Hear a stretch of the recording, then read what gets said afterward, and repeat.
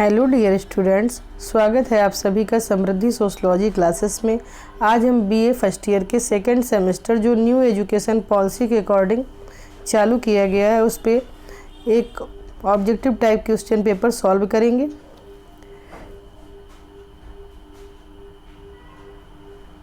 तो देखिए, चलते हैं हम लोग क्वेश्चन नंबर 1 की तरफ।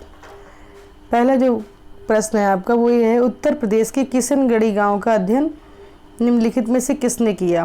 तो इसमें 4 राइटर के नाम दिए हुए हैं, जिसमें से किशनगढ़ी गांव का अध्ययन जो है वो मैकम मैरियट ने किया था। लघु समुदाय की अवधारणा किसने दी।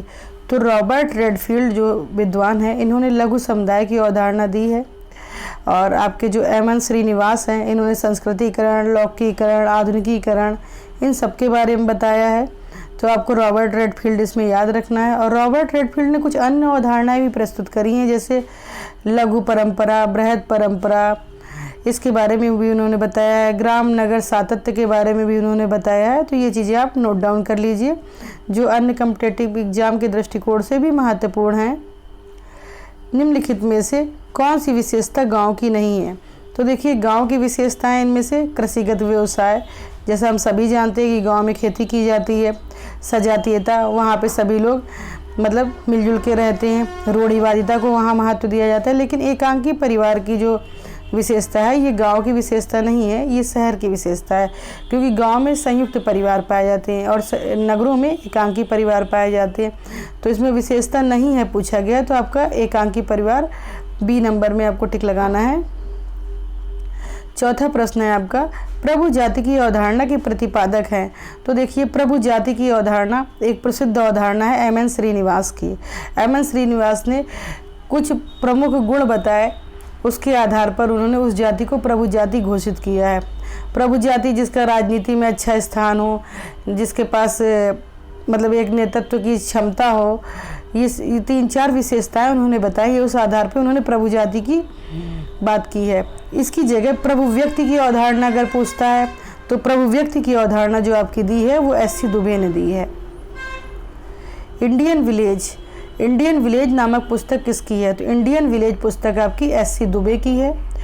और विलेज इंडिया जो पुस्तक है वो आपकी मैकम मैरियट की है, जिसमें नहीं दिया हुआ है। लगभग ये पुस्तकें मिलती जुलती हैं। इसी तरीके से एम एन श्रीनिवास ने भी एक पुस्तक दी है, इंडियाज विलेजेज उनकी पुस्तक का नाम है। अगस्ट कॉम्ट की पुस्तकें हैं, पॉजिटिव फिलॉसफी, पॉजिटिव पॉलिटी, इस तरीके से। और बी आर चौहान ने राजस्थान विलेजेज, इनकी पुस्तक का नाम है।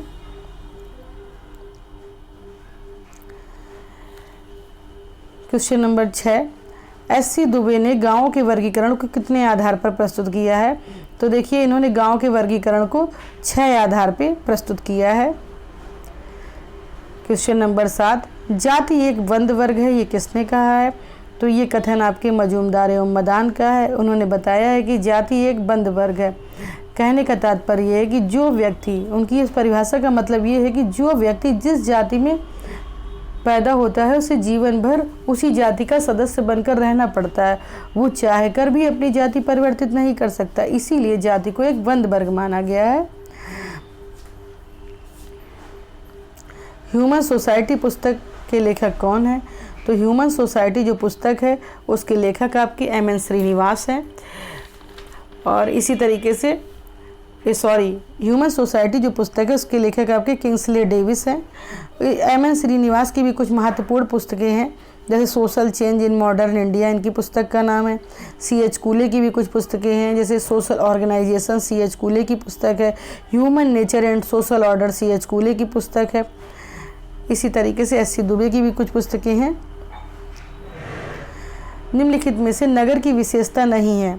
तो नगर की विशेषता संयुक्त परिवार नहीं है। संयुक्त परिवार, जैसा कि अभी हम आगे चर्चा कर चुके हैं कि संयुक्त परिवार जो है आपके वो ग्रामीण समुदाय की विशेषता है।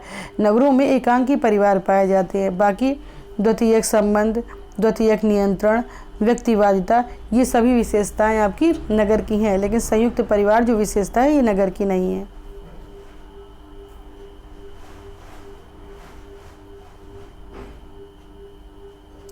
उसके बाद प्रश्न नंबर 10, विभिन्नता पर आधारित समाज क्या कहलाता है। तो विभिन्नता पर आधारित समाज, 1 मिनट, विभिन्नता पर आधारित समाज जो है वो आपका नगरीय समाज कहलाता है, क्योंकि आपका जो ग्रामीण समाज है यहाँ पर समरूपता पाई जाती है। इसके विपरीत नगरीय समाज में विभिन्नता पाई जाती है। 11वां प्रश्न है आपका, जन्म स्थान की अपेक्षा व्यक्तिगत योग्यता को महत्व किस क्षेत्र में मिलता है? तो जन्म स्थान की अपेक्षा व्यक्तिगत योग्यता को जो महत्व दिया जाता है वो नगरीय क्षेत्र में दिया जाता है। जन्म स्थान को महत्व ग्रामीण क्षेत्रों में दिया जाता है, लेकिन जन्म के स्थान पर व्यक्ति की योग्यता, क्षमता को जो महत्व दिया जाता है वो नगरीय क्षेत्र में दिया जाता है।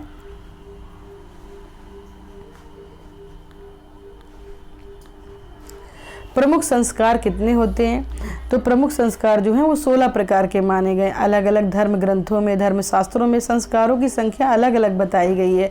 जैसे आपके अलग अलग मनुस्मृति के अनुसार अलग है, तमाम सारे ग्रह सूत्रों के हिसाब से वो अलग बताए गए हैं, लेकिन जो प्रमुख संस्कार हैं वो 16 प्रकार के आपके बताए गए हैं। किस विद्वान ने भारत को प्रजातियों का अजायब घर कहा? तो हर्बर्ट रिजले है जो इन्होंने भारत को प्रजातियों का अजायब घर कहा है, क्योंकि यहाँ पर तरह तरह की प्रजातियाँ निवास करती हैं। निम्नलिखित में से कौन सा वर्ण है? तो जैसा कि हम सभी जानते हैं कि जो वर्ण होते हैं ये 4 प्रकार के होते हैं, ब्राह्मण, क्षत्रिय, वैश्य और शूद्र। तो इस क्वेश्चन में आपके बी नंबर जो है वैश्य ये वर्ण है, बाकी हिंदू, मुस्लिम, सिख ये सभी धर्म हैं। तो इसका बी नंबर आंसर जो है आपका करेक्ट हो जाएगा। 15वां प्रश्न है आपका, भारतीय संविधान में कुल कितनी अनुसूचियाँ हैं? तो भारतीय संविधान में पहले अनुसूचियों की संख्या 8 थी, लेकिन वर्तमान समय में अनुसूचियाँ बढ़ गई और इनकी संख्या जो है 8 से बढ़ाकर 12 हो गई है।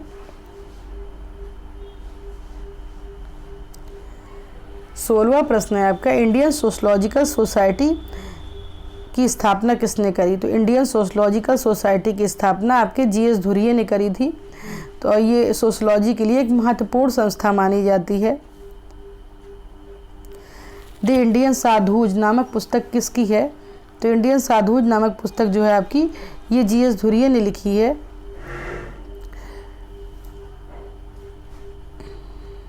जीएस धुरिये ने जाति की कितनी विशेषताओं का उल्लेख किया है? तो जीएस धुरिये ने जाति की आपकी 6 महत्वपूर्ण विशेषताएं बताई हैं। मेरा एक वीडियो जाति पर आपके पास आ चुका है, जिसमें मैंने जाति की 6 विशेषताओं के बारे में विस्तार से चर्चा की है। तो वो हर एग्ज़ाम के दृष्टिकोण से महत्वपूर्ण है, खासकर जो बच्चे सीईटी वगैरह की तैयारी कर रहे हैं, पीजीटी वगैरह का एग्ज़ाम देना चाहते हैं, तो उनके लिए भी ये प्रश्न काफ़ी इम्पॉर्टेंट है। ल्यू ड्यूमा की सबसे महत्वपूर्ण पुस्तक है।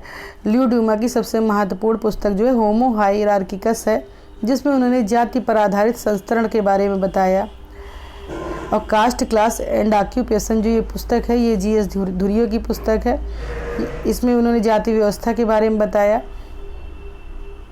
अस्पृश्यता का संबंध किससे है? तो देखिए, अस्पृश्यता का मतलब होता है छुआछूत की जो भावना है। अस्पृश्य का मतलब जो छूने योग्य ना हो, तो इसका संबंध जाति व्यवस्था से है।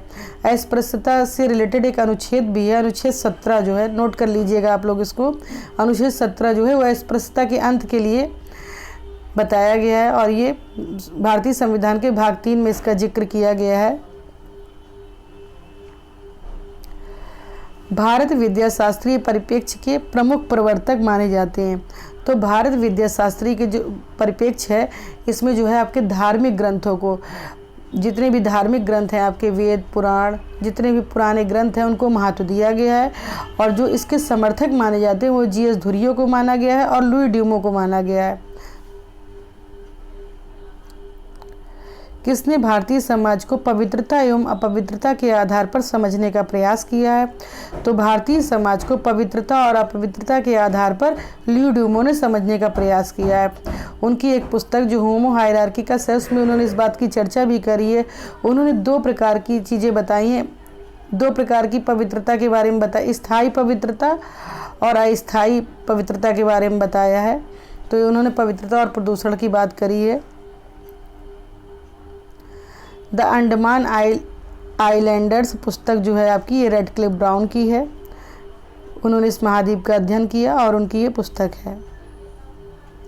निम्नलिखित में से हर्बर्ट स्पेंसर की पुस्तक है। तो हर्बर्ट स्पेंसर की पुस्तक जो है आपकी द प्रिंसिपल ऑफ सोशलॉजी पुस्तक है। ये बहुत ही प्रसिद्ध पुस्तक है उनकी, तो इसको नोट डाउन कर लीजिए और ये अधिकतर एग्जाम में पूछी जाती है, इसको याद कर लीजिए आप लोग। निम्न में से कौन सा प्रकारवाद का समर्थक नहीं है?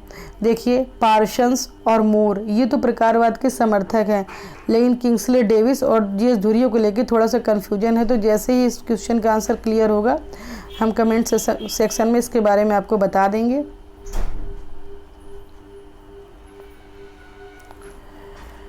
प्रकट एवं अप्रकट प्रकारों का वर्णन किस लेखक ने किया है?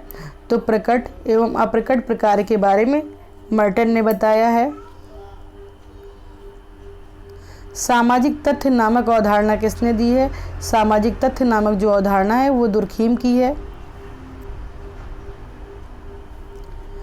किसने कहा सामाजिक संरचना संस्था द्वारा परिभाषित और नियमित संबंधों में लगे हुए व्यक्तियों की एक क्रमबद्धता है? तो ये परिभाषा आपकी रेडक्लिफ ब्राउन ने दी हुई है। The division of labour in society ये पुस्तक आपकी इमाइल दुर्खीम की है। इसके अलावा कुछ इनकी और भी महत्वपूर्ण पुस्तकें हैं, उन पे हम लोग चर्चा कर लेते हैं। तो देखिए, the division of labour in society जो इन्होंने पुस्तक दी है, तो ये 1893 में प्रकाशित हुई थी। उसके अलावा इनकी पुस्तक है रूल्स ऑफ सोशलॉजिकल मेथड, ये 1895 में इनकी पुस्तक आई। उसके बाद ली सोसाइड पुस्तक 1897 में इन्होंने दी। उसके बाद एक पुस्तक है elementary from the religious life, जिन्होंने धर्म के बारे में बताया, ये 1912 में उनकी पुस्तक आई, जो कि बहुत ही प्रसिद्ध रही। उसके बाद तीसरे नंबर का जो प्रश्न है आपका, प्रकारवाद के प्रमुख प्रवर्तक किसे माना जाता है? तो प्रकारवाद के प्रमुख प्रवर्तक हैं जो वो आपके माने जाते हैं आर के मर्टन।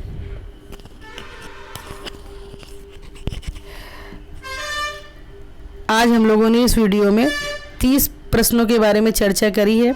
अगर ये वीडियो आपको अच्छी लगी हो तो आप इसे लाइक करिए, शेयर करिए और अपने दोस्तों के साथ सब्सक्राइब करिए। और इस तरीके के क्वेश्चन पेपर आगे भी आपको इस चैनल में मिलते रहेंगे। Thank you.